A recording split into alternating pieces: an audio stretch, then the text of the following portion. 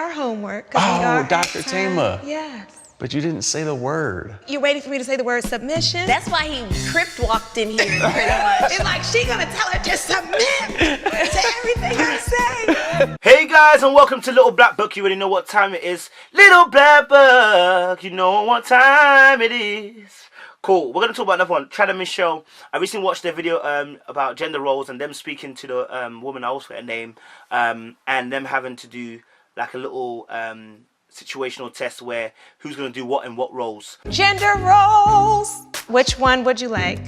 I'll take pink. Okay. I like the color. Thank you, Doctor. You're welcome. I'm going to list different things, and if you feel that it is mostly Michelle's role, you put it on this side of the table. If you feel it's mostly Chad's role, you put it here. If you feel like it's a 50-50, put it in the middle. And I found the video quite interesting. Actually, it opened my eyes to a lot of things. Because I think a lot of times as well in relationships, we don't. People going into marriages, we need to ask these type of questions. And now I'm actually thinking to myself, I need to ask myself these questions. Like, who is going to do the laundry? Who is going to do the vacuuming? Who is going to wash the toilet bowl? Who's going to wash the toilet sink? Whoa, toilet sink. Who's going to wash the toilet? Who's gonna wash the toilet, bruv? Who's gonna wash the hand, bathroom and da-da-da? Who's gonna do all these roles? Who's gonna wash dishes? Who's gonna look after the kids? Like, these are very important questions. Who we think should do them, because when we get into a marriage, and now trying to ask that question, my expectancy may be this, but you're not gonna match my expectancy. Why? Because I assumed, and assumptions kill.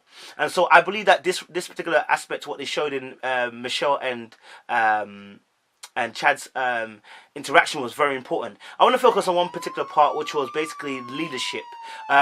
When she asked who should lead, I was impressed with the fact that Michelle was so willing to place her paddle on his side. Leading. Yeah, I want you to lead. Come on, somebody. Because evidently this has been a conversation they've had in the past. The reason why I say they've had this conversation in the past is because when you flip to the end, he says, so-and-so, Dr. Felmer, you didn't mention the fact that obviously the word submit, because submit comes into leadership. They've had this conversation about submitting, okay? Oh, Dr. Tama. Yes. But you didn't say the word. You're waiting for me to say the word submission? A lot of people do have this conversation about submitting. And also before that as well, when Chad was mentioning about leadership, Michelle said, listen, in her little cutscene that, for her, it's like it's not a straightforward thing about letting him lead, because actually she's led in so many things in the world. Let's be honest, her career. She said she's even and she mentioned something specific, buying a home. Now I want to home in on that. I have so much experience in some of the areas where he wants to lead. I've bought homes, I've sold homes. I can do a lot of things. There's either two options that come out of what she just said, because she only mentioned buying a home as leadership. She could have mentioned anything else, but she only mentioned that particular thing, which means that was prominent on her mind. So buying a home, okay, either they have discussed buying a home and it's been an issue in terms of who should lead in terms of buying a home and what home they should buy, or two, this is generally the area that she leads in, and she just mentioned that because she's an expert at that area. I can't say either or in it, but all I can say is that they've had a conversation about submitting, and it's not gone the way that both parties particularly have wanted in the beginning. Okay, and so when Chad was obviously saying at the end, you didn't mention the word submit. I was looking at the situation going, why is there a problem there? And the problem is obviously, like I said, when you've led in the world, it's hard to come back into a relationship and let somebody else lead. It's hard to go from leadership out there to come to follow in here, because you want to naturally progress. You know what I'm saying? And as women are growing in knowledge and education and understanding, they have the ability to lead.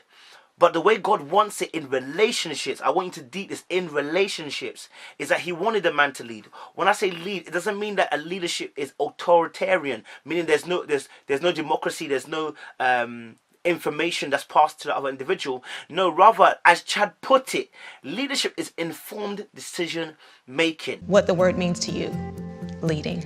It's informed decision making. And even when he said informed decision making, it's funny that Michelle even said, What does that even look like? Does that mean that I stand behind you? Does it mean I stand side by side? So she wasn't even convinced. The answer was sweet. I personally think the answer was sweet. If I said to you, it's informed decision making, I'm letting you know that I'm going to inform you, because he explained what informed decision making was. If she's not like on board with me, it's not leading. So I don't want to go to a place that she's not also in agreement with. Informed decision making is basically I have to ask her, make sure that she's cool with what we're doing, before we move forward with that. And I thought that was king. I thought that was nice. I thought that was sweet. I thought that was on point. But Michelle responded with the fact that obviously you're saying that, but should I be behind you? Should I be by your side? What are you trying to say? So am I supposed to follow behind you or follow side by side? Where would you like to be, Michelle? And I think this is the misconception of what submittance is. Submittance is often made to be derogatory, and it's made to be like, oh, women are beneath us, and oh, women should be powerless. But that's enslavement, not submittance. That's enslavement, not submittance. The true word of submittance means to yield, and to yield has two forms. Yield as in to back down, but yield also to produce. And if you know anything about a woman, when you give her anything, she multiplies. That's what yielding does. So when you submit, you yield, you multiply. It's quite obvious. Do you know what I'm saying? But we don't see it that way because there's so much negative connotations with submitting, and people have turned submitting into such a thing where you abuse it, it becomes enslavement rather than submittance. Cool. I also want to let it open as well. Submittance is two ways. The man submits by loving the woman first, because Christ loved us first, and the man has to respond like Christ did to the church. And the woman submits also to the leadership of him. Submittance in both forms. If I love you like I love myself, I wouldn't do anything to harm you. And if you submit to because you love, the women find it easy to love. Submitting to my leadership, you trust me. You understand? And so therefore, then we can begin to work as a team.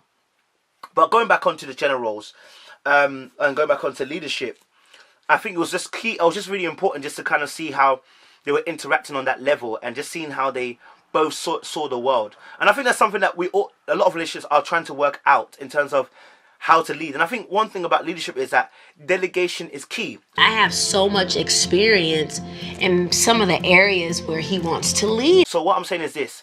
I potentially may not be good at finances, but the woman may be good at finances. Why would I lead in an area I'm not good at? Do you get me? I wouldn't lead in that area. I wouldn't. I would say, listen, babe, just take over that area. I don't really know too tough about that area. If you know about it, like, I'll let you take leadership. For instance, Michelle mentioned homes. If she's good at buying and selling homes and she knows about it, why am I trying to overtake you in that area? Do you get me? Now, unless God has said, listen, this home you're gonna buy, God has said, no, look, don't buy that house, buy this house. Even then, I'll be like, okay, look, babe, look, God has told me, look, we're not buying that house, we're buying this house. Can you do the negotiations for this house?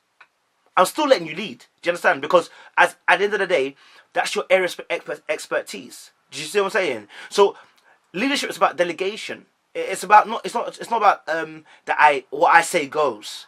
And I think that's why I said Chad made a good point when he said it's informed decision making. So yeah, I mean, I saw them in a much better light than I previously have. And I feel better about the relationship. And like I said, I just wanted to focus on that leadership area. I didn't want to focus on anywhere else. I just want to focus on that particular aspect. So hopefully, I mean, they will work out. You know, I feel they still need a bit more time, but they'll work out the kinks. And that's what life's about. That's what relationships are about. So, guys, appreciate you, love you, stay blessed. Little black book, you already know what time it is. Peace.